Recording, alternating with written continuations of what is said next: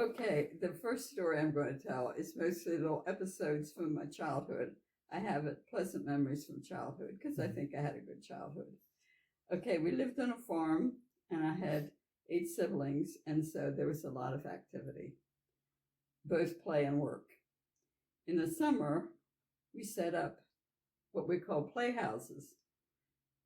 And we had what we called the peepee house, which was a little house that had room for young chicks. And my dad would put them in there until they grew to a certain size, and then he'd sell them, I guess. I don't even know what he did with them. Anyway, when that was empty, that was a great place for us to set up our house, our little playhouse. And we'd use cardboard furniture, our dolls and dishes and toys, and our imagination was pretty good supply. We also sometimes did it in the house, and like a storage room, we'd find a corner somewhere where we could set up the house. And so we would pretend that we were grown-ups, and we'd have our dolls there and would have a fun time. That was the playtime. I didn't talk a whole lot about work because I like play better than work. Also on the farm, we had a wooded area close to the barn where we would like to go and explore, because in the wooded area you can always find something. And so we'd go over there and explore. And also there was a creek went through the farm, and it wasn't a big creek. However, it got really high if we had downpours of rain. And so normally it wasn't a real deep stream, but we would make dams so that we could play in more deeper water.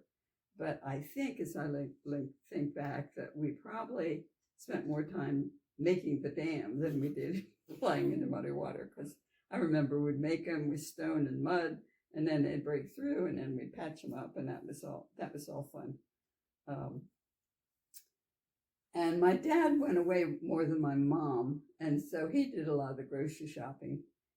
But we did have, at that time, there would be a man driving a box truck that would come to our house maybe twice a month. I'm not sure how often, and have basic things like sugar, flour, vanilla, pasta, and that type of thing. And so it was always fun to go along. My mom would go in and order the things she wanted, but there wasn't a whole lot of space for customers. So we had to take turns, and I always thought it was great when it was my turn to go to I don't know what we called them, but it was it seemed like it was a white box truck and had shelves in and so on. So that was a fun thing to get the groceries. And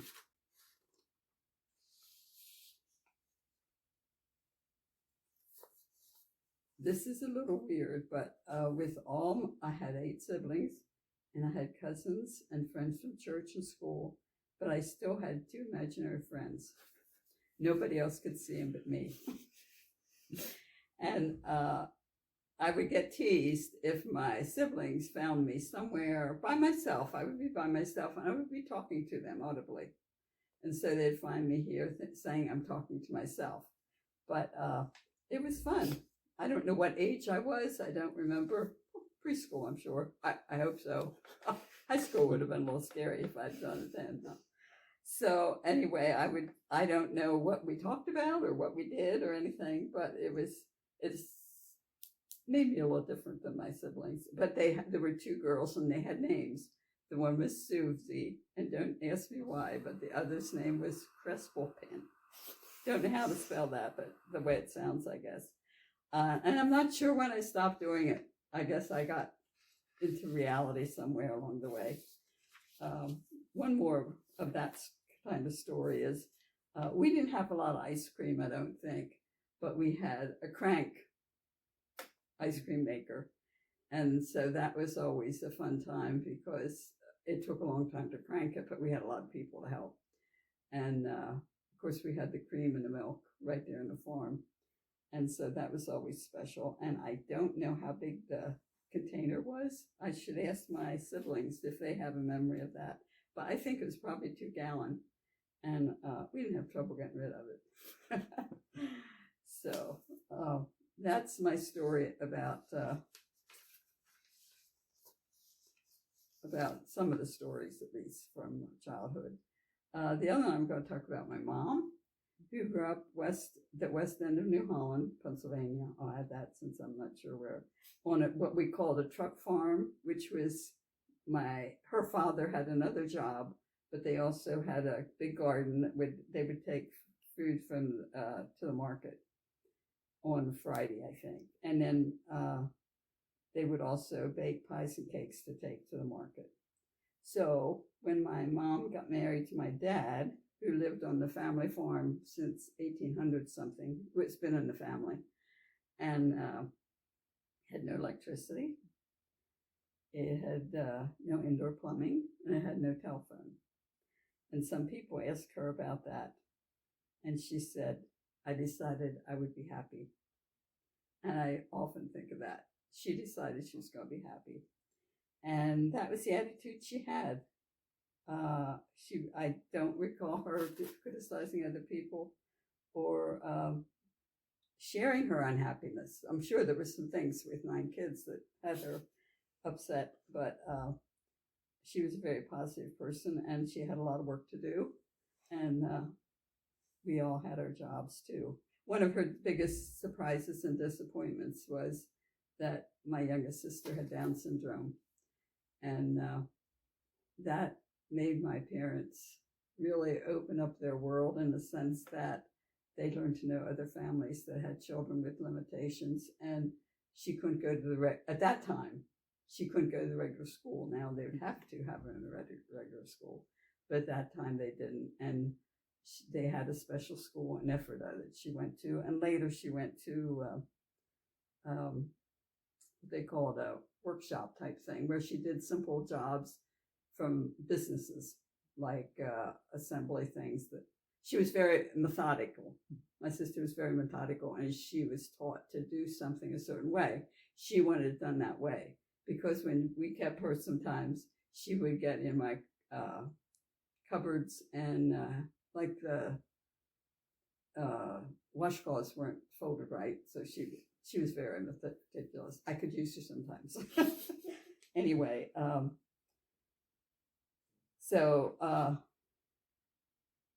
and my mom had a desire to have a large family. And when I understand her background, her mother died when she was 8 years old.